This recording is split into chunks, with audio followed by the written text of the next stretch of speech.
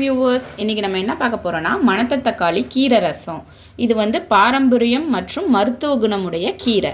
இது பெரும்பாலானவங்க பார்த்துருக்க மாட்டீங்க. அதுக்காக தான் நான் சுத்தம் செய்கிறதுக்கு முன்னாடியே இந்த இலையை எடுத்து வச்சுருக்கேன். இந்த மாதிரி தான் இருக்கும், இந்த மாதிரி விதையெல்லாம் இருக்கும் மணத்த தக்காளி.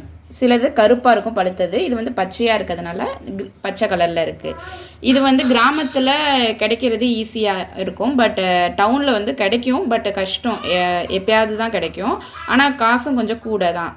ஆனால் இது வந்து நிறைய மருத்துவ குணம் இருக்குது. ஏன்னா இது வந்து வயிற்று புண்ணை நல்லா ஆற்றும், குளிர்ச்சி கொடுக்கும் உடம்புக்கு. சின்ன பிள்ளைங்களுக்கெல்லாம் கொடுக்கறதுனால நல்ல ஹெல்த்தியாக இருப்பாங்க.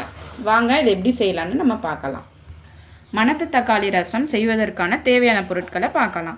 மணத்த தக்காளியை சுத்தம் செஞ்சு நறுக்கி கழுவி எடுக்கப்பட்ட கீரை, அரிசி களைஞ்ச தண்ணி, தண்ணியை கீழே ஊற்றிட்டு ரெண்டாவது தண்ணியை எடுத்து வச்சுருக்கேன், மற்றும் நறுக்கிய வெங்காயம், நறுக்கிய தக்காளி, சிறிதளவு சீரகம், கடுகு, பச்சை மிளகாய், நறுக்கிய பூண்டு, உப்பு மற்றும் தேவைக்கேற்ப தேங்காய் விழுது. நாங்கள் வந்து தேங்காய் விழுதை ஃப்ரீஸ் பண்ணி வச்சுருக்கோம்.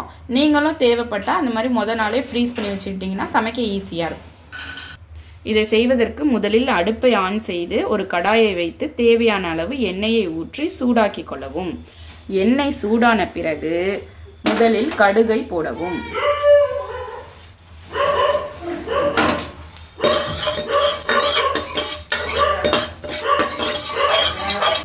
பிறகு சீரகத்தை சேர்த்து கொள்ளவும்.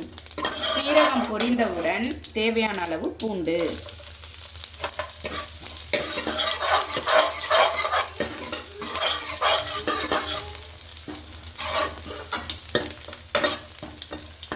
பூண்டு வதங்கியவுடன் பச்சை மிளகாயை சேர்க்கவும்.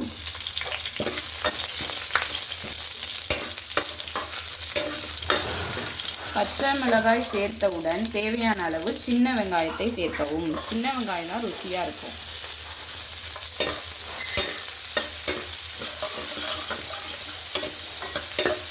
இது லைட்டாக வதங்கினா போதும். அதனால் வதங்கின பிறகு நம்ம தக்காளியை சேர்க்கிறோம்.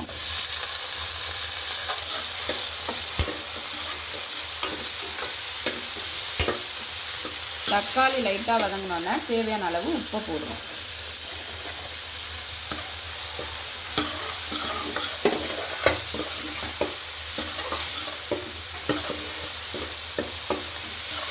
பிறகு அரிசி களைஞ்ச தண்ணியை சேர்த்து கொள்ளவும்.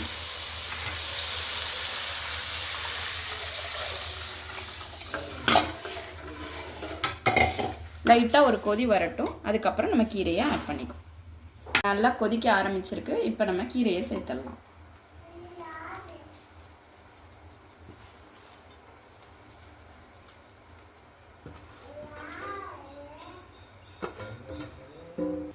கீரை போட்டதுக்கப்புறம் கொதிக்க ஆரம்பிச்சிருச்சு. இப்போ நம்ம அரைச்சி வச்சு எடுத்த தேங்காய் விழுதை போடணும். போட்டு நல்லா ஒரு கொதி வந்ததுக்கப்புறம் நம்ம இறக்கலாம். சத்தான சுவையான பாரம்பரியமான மணத்த தக்காளி ரசம் ரெடி. நீங்களும் இதை சமைச்சு பார்த்து ருசித்து பார்த்து கமெண்ட் பண்ணுங்கள், லைக் பண்ணுங்கள், ஷேர் பண்ணுங்கள். மறக்காமல் எங்கள் சேனலை சப்ஸ்கிரைப் பண்ணிடுங்க. Thank you viewers.